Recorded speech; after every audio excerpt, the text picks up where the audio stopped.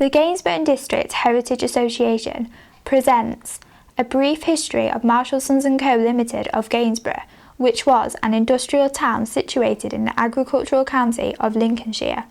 Many generations of families from Gainsborough and the surrounding areas were employed by the company, and it became the heart of the industrial town of Gainsborough for many decades. Marshall Sons & Co was founded in 1848 by William Marshall, who by trade was a millwright and engineer, who purchased the land to build premises on Beaumont Street.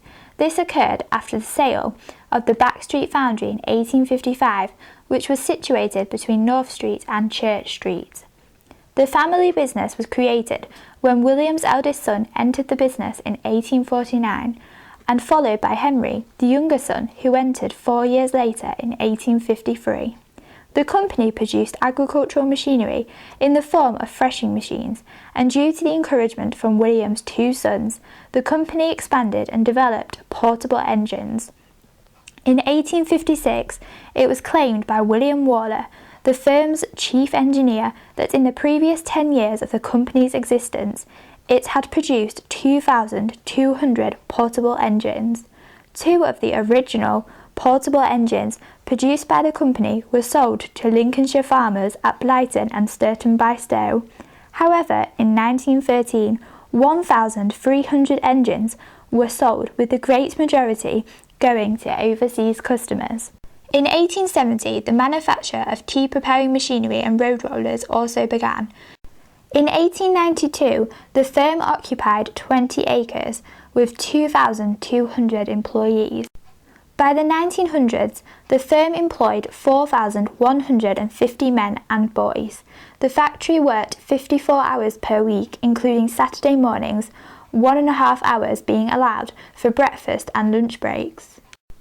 After the commencement of the First World War, the factory was converted to war production, which focused on producing 8,000 military vehicles, 1,597 4-inch naval gun mountings, and Bristol aircraft fuselages.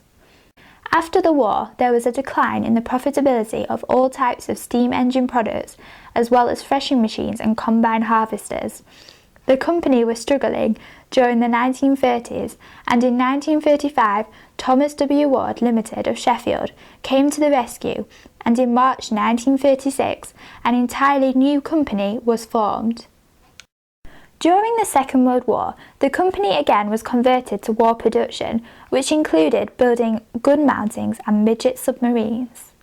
In 1941, the Ministry of Agriculture announced that it wished to place an order for 2,000 agricultural tractors to assist its programme of boosting homegrown food production. In 1944, it was agreed that the company would manufacture 2,000 of the new tractors, which became known as the Field Marshal Series 1.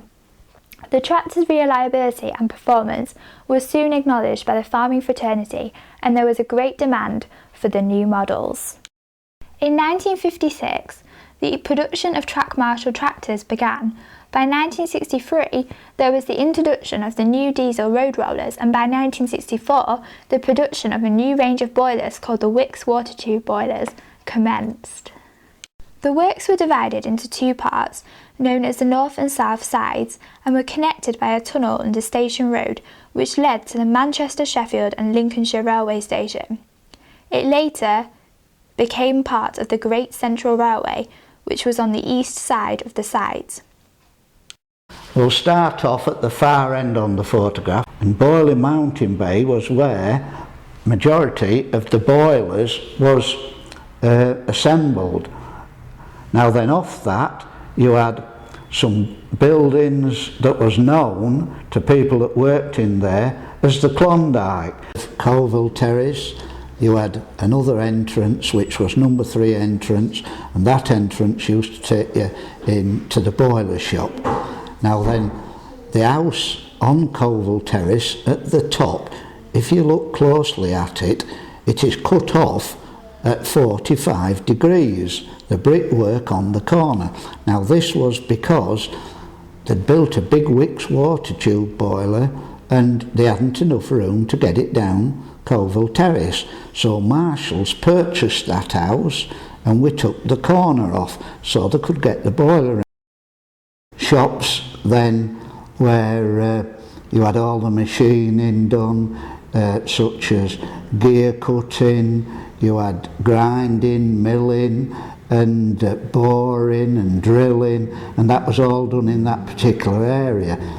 And then coming a bit further down onto Beaumont Street, you had the front of the offices, and everybody in them days knew about the stainless steel doors. And the stainless steel doors, you could go through there and go up a beautiful staircase onto the gallery and up to the boardroom. And along there was also loads of offices, office space, and quite a lot of people was employed up there. And you had the drawing office, the thermal office, and then you had works order, you also had the shipping. Now then, the foundry itself, I mean, there were some very skilled men in there doing the mouldings and castings and that, but you also made sure at night you did not walk through them shops because it was really black and you could hardly see. And we used to congregate at number 1 entrance, ready for the buzzer, because the buzzer would go at 12 o'clock to say it's dinner time. And people would be congregating there a couple of minutes before the buzzer, because you always had like 5 minutes to wash your hands. They used to have that like liquid jelly soap, like Swarfiga and that, So everybody could have, obviously in engineering places you always get oily hands, so you got a chance to wash your hands, 5 minutes to wash your hands and get yourself ready. So most people would be at the gate. As soon as that buzzer went, they poured out there across the road in a huge bunch, no matter what were coming, people would be frightened, what's happening, because they all wanted to get to the canteen. If you're first in canteen, you got your dinner first. If you was slow getting in, you'd be in the queue all the way back out the door virtually, and you'd have to wait another 10-15 minutes to get your dinner.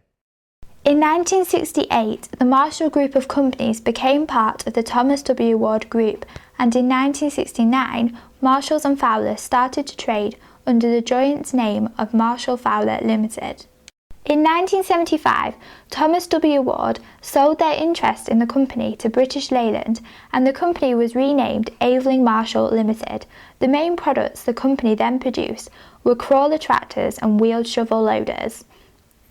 In 1979, British Leyland sold off their share in the company to a Lincolnshire farmer and businessman called Mr. Charles Nickerson, who continued the manufacture of crawler tractors under the name of Track Marshall Limited.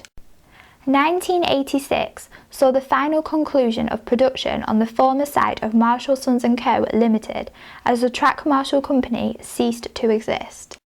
In 1999, on the south side of the former site, many workshops were demolished, including the Veterans Club and the Boiler Shop, to make way for the new Tesco supermarket. The north side of the former site was occupied for many years by a company called Nestlé Engineering, who maintained and sold off old machinery. In 1994, the Gainsborough Heritage Association's first heritage centre was also situated on the site. In addition to the growing interest in the heritage of Marshalls, enthusiasts preserve many of the different models of tractors produced by the company. An annual event hosted at Marshall's Yard on Father's Day showcases many of these nostalgic tractors. The former site of Marshall's formed part of the regeneration of the town, as 2007 saw the opening of Marshall's Yard. As part of the plans to build a shopping centre in Gainsborough, the history of Marshalls was restored through the buildings and the statue of Britannia, which still stands proud above the entrance of the former main doors to the factory today.